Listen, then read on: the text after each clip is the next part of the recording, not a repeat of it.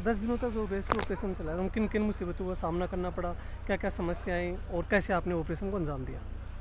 बहुत सारी समस्याएं इस ऑपरेशन के दौरान रही।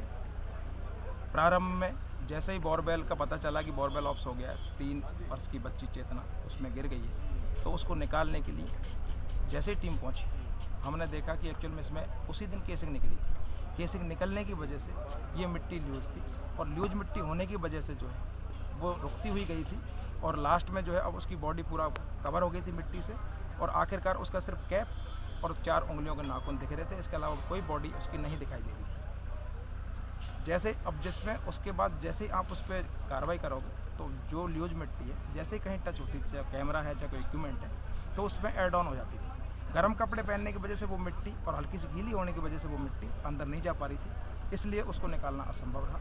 उसमें प्रयास चल रहे थे निकालने के लिए, लेकिन क्या है कि एक बार हम उसको 10-12 फीट तक लेके आ गए थे, लेकिन उसमें क्या है कि ऊपर वॉल्वर सकड़ा था, नीचे चौड़ा था। केसिंग होती तो एक साइज का होता, उसी दिन जो है चेतना बाहर निकल जाती, लेकिन उससे 10-12 फीट ऊपर आने के बाद जो जे हुक लगा रखा था स्वेटर में कमर के पीछे, तो वो रिलीज हो गया, और उससे वापस जो है चेतना वापस अपनी पोजीशन पे चली गई। जैसे ही पाइलिंग मशीन ने खोदना स्टार्ट किया, 150 फीट तक खोदने के लिए स्टार्टिंग में प्रारंभ में लूज मिट्टी आई, जिसकी वजह से हम उस केसिंग जो पाइलिंग है वो नज़दीक नहीं करा पाए। अदरवाइज हमारा 4 फीट दूर ही पाइलिंग कराने का प्लान था, उसको हमको फिर 8 फीट दूर ले जाना पड़ा। हो सकता है कि एक्चुअल बोरवेल उससे कॉलेप्स हो जाए, वाइब्रेशन से और खुदाई से। तो हमने 8 फीट दूर जो है प्लान किया कि जो है पाइलिंग 8 फीट दूर करवाई जाए।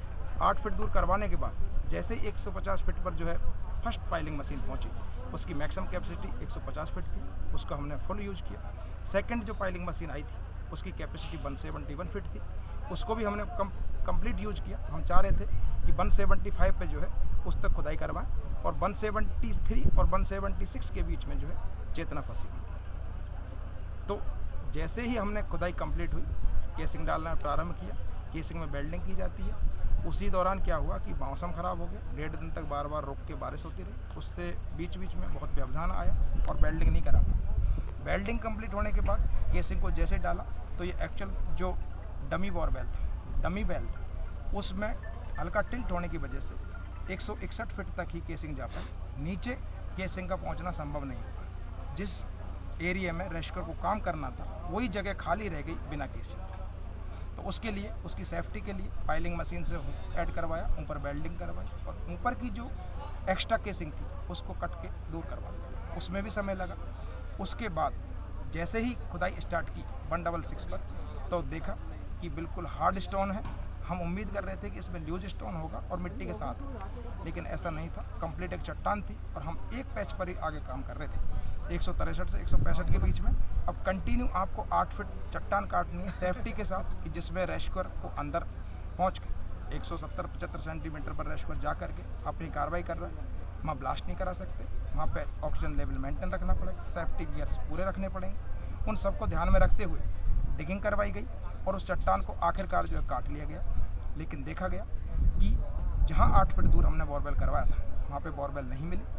तो हमने जो है बाकी सभी डिपार्टमेंटों से पहले, बीच में जब हम करवा रहे थे 0 से 8 फीट की तरफ बढ़ रहे थे, तो 5-6 डिपार्टमेंट उसमें जो है हमने सभी जगह के इंजीनियर बुला करके उनसे सलाह ली कि क्या हम परफेक्ट डायरेक्शन में बढ़ रहे हैं या नहीं।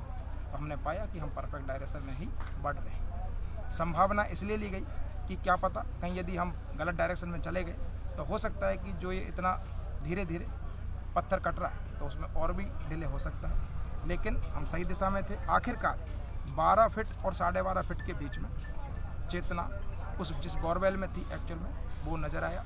उसके बाद जो है नीचे से लेके ऊपर की तरफ, पैरों से लेके सिर की तरफ कटिंग स्टार्ट की, और उसका डिटेक्शन आज मॉर्निंग में सुबह लगभग 7-8 बजे हो गया था। लेकिन फिर भी सुबह से लेके शाम हो गई, सिर्फ विक्टिम दिखाई देने के बाद, बच्ची दिखाई देने के बावजूद उसको रिलीज करने के लिए पूरा दिन लगे। तो आप सोच सकते हैं कि कितनी विकट परिस्थिति रही होगी अंदर जो है रेस्क्यू के साथ। सर, सबसे पहले बच्ची का कौन सा हिस्सा नज़र आया आपकी टीम को? जैसे ही हमारी टीम पहुंची थी, सिर्फ उसके सिर पर कैप और 4 उंगलियां, इसके अलावा कुछ भी नज़र नहीं आ रहा था। जी, तो क्या एहतियात बरते गए उसको आखिरी समय तक बाहर निकालने के लिए? क्योंकि आज भी सुबह बता दिया गया था कि कुछ ही देर बाद आने वाली है, फिर भी आज 7 बज गए। जैसे ही बोरवेल का पता चला, हमने बता दिया कि बोरवेल डिटेक्ट हो गया है, बोरवेल डिटेक्ट होने के बाद उसमें देखा गया कि कहीं कोई टॉक्सिक गैस तो नहीं है, क्योंकि वो पुराना बोरवेल था। उसके बाद ही रेस्क्यूअर को पूरी सेफ्टी के साथ उस जगह को डिटेक्ट होने के बाद हमने नीचे से लेके ऊपर तक कंप्लीट उस पत्थर को काटा। लगभग वो 1.5-2 फीट की कटाई थी और उस जगह पर जहाँ पे विक्टिम फंसा हुआ है उस जगह बड़ी सेफ्टी के साथ 10-10 इंच जो है काट रहे थे, 10-10 इंच की चिप उतार रहे थे, जिससे कि कहीं कोई ड्रिल मशीन, कहीं कोई चिपिंग मशीन उसको बॉडी को हार्म ना कर दे। इसलिए ही वो टाइम लगने का कारण था। सेफ्टी के साथ जो है हमको उसको evacuation करना। सर बॉडी की कंडीशन कैसी थी, कहीं जख्मी थी क्या वो? ये तो मैं नहीं कह सकता एक्चुअल में कि बॉडी की कंडीशन कैसी थी, क्योंकि जैसे ही हमने टाइम बिना गंवाए उसको निकालते ही जो है मेडिकल केयर के लिए आगे भेज दिया गया। आगे डॉक्टर उनकी रिपोर्ट कर। धन्यवाद सर।